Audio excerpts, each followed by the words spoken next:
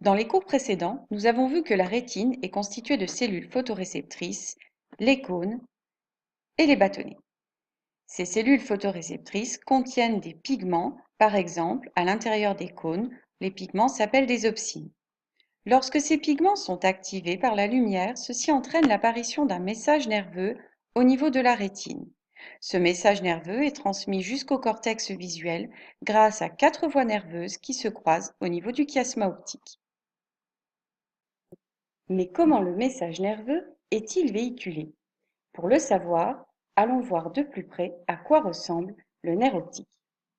Le voici, observé au microscope électronique à balayage.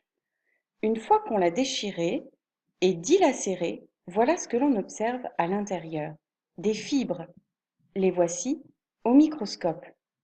En fait, tout comme un câble de télécommunication est constitué de fibres, un nerf est constitué de fibres, mais on les appelle des fibres nerveuses. Ces fibres ne sont que le prolongement d'une cellule que vous connaissez bien, la cellule nerveuse, que l'on appelle neurone. Ainsi, depuis la rétine jusqu'au cortex, le message nerveux est véhiculé à l'intérieur des neurones. Mais quelle est la nature du message nerveux transporté à l'intérieur des neurones? Pour le savoir, regardons cette vidéo. Comment les neurones communiquent-ils? Pour le savoir, approchons-nous. Les informations, il les reçoit sous forme électrique, sur cette arborescence très fournie, les dendrites, jusqu'au cœur de la cellule neuronale où elles seront traitées.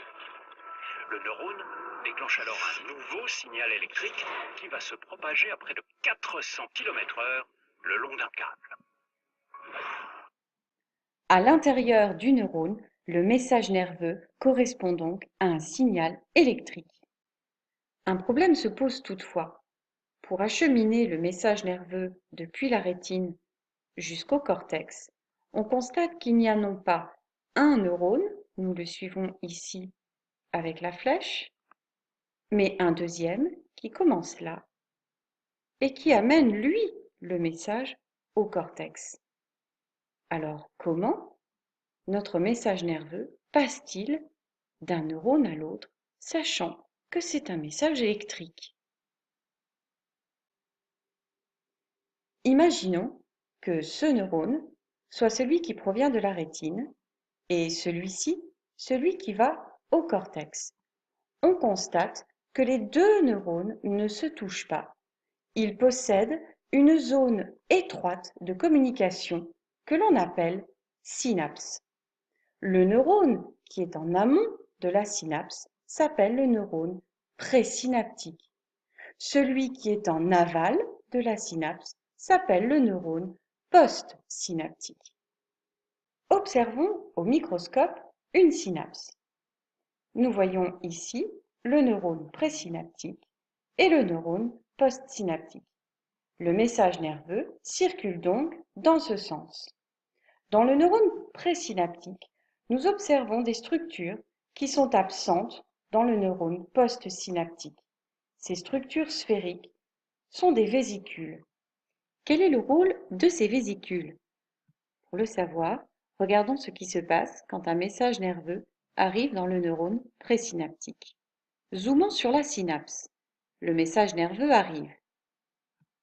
Nous retrouvons ici les vésicules que vous observiez tout à l'heure au microscope.